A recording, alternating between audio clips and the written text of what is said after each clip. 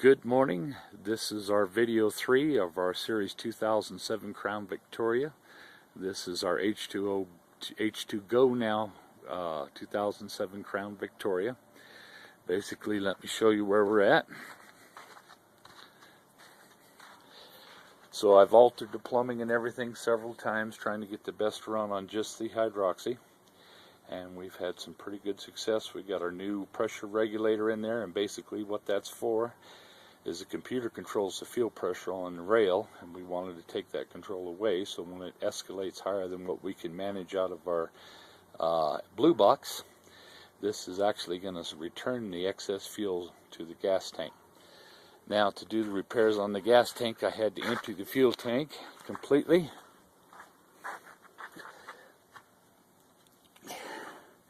Now, as you can see, we put a new little nozzle into the fuel tank and just JB welded it in there, repaired a couple little leaks that we had. And this is our return hose. It isn't hooked up yet. Now, if we had any fuel in the car whatsoever, the fuel would come running out of this line. Our blue box has been absolutely wonderful. I haven't had any issues with it whatsoever. No leaks, no rips, no ravels or run down on the heels. As you can see, we've gone through a lot of water, so I know that we're producing lots of hydrogen. Lots of hydrogen. And we got everything all put together inside the vehicle. As you can see, we have a pressure gauge which shows us our manifold pressure. We have the ultra gauge mounted up on the top so that the driver has pretty much eyes on all the gauges all the time. And how we're going to be regulating our bias pressure with the fuel is with that little rheostat there. Anyway, I've got the new laptop all fixed up and ready to rock and roll here. And I'm going to show you how everything works now. What we have to do is just build up just a little bit more pressure. It likes 20 plus to run well. While it's doing that, I'm going to show you that we have absolutely no fuel in the gas tank whatsoever. It's below EEE. All we're going to be running on is that hydroxy pressure on the gauge. Now that I've got the system up, we're going to go ahead and plug in our little USB, fire up our Ultrax.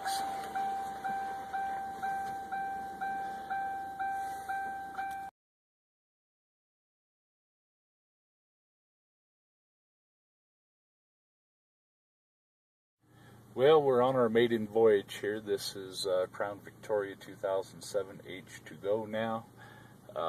Progress report number 3. This morning you see we're running on about 50 amps. We've installed a gauge so we can see what our pressure is, and this is our maiden voyage on the hydrogen. Turn that down a little bit, about 20.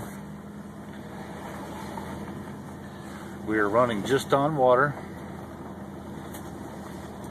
We got a pretty good grade coming out here, so this is going to be a pretty good opportunity for us to see whether this is going to work or not.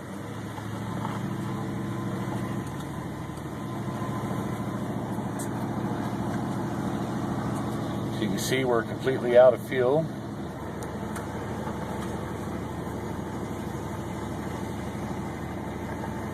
A little bit rough. We're hoping that the Volvo will take over here.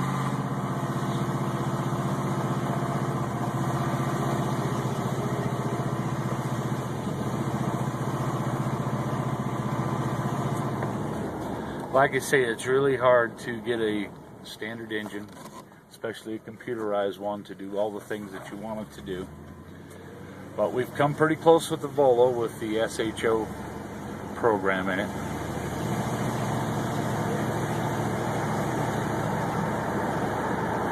Well, here we are, just driving on water. Yes, we can motivate. Roll up our windows here so you can hear what I'm saying.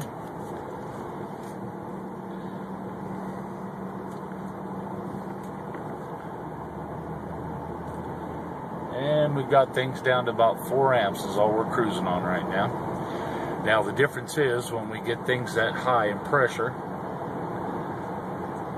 the HHO has a lot more energy, because I think we're actually folding the hydrogen molecules together to make H4. But anyway, it has a lot more energy. The higher the pressure you go, the more energy it has. So we're going to step on it here.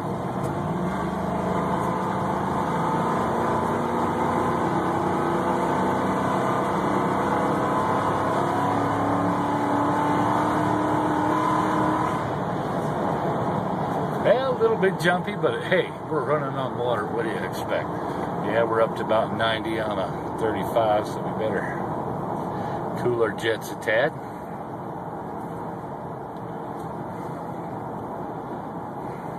Anyway, I'm going to splice a couple pieces from one before I got the car off the jack stands. Again, this is before fuel. We're running on just the hydroxy pressure and the injection rail. And we're doing it about 5 amps. Pretty miraculous, I think.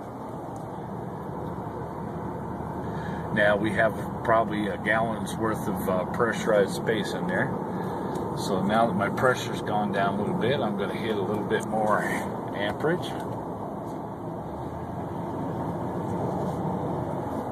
That brought us up to about 16. We're going downhill and not using anything. It's time for some AC. No problems, because we're drawing, what, 18 amps from the charging system.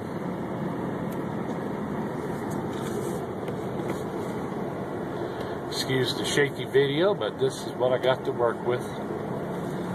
And I think we're doing pretty darn good with what we're working with here.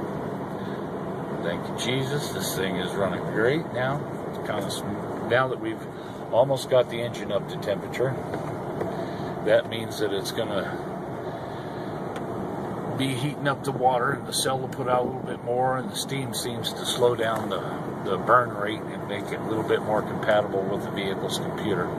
I think what we're going to need in the future is probably a dual injection system for one of these, where we can inject the fuel and the hydroxy, because when we go to mix things, it gets a little bit complicated, because you always have one trying to overwork the other one. We don't have a really good proportioning system. It's just kind of line of sight, watch your gauges type of deal. Anyway, this is doing marvelous this morning. And this is probably the end of our Series 3 video, because I better concentrate on driving. This is Fred. I'll catch you in a minute.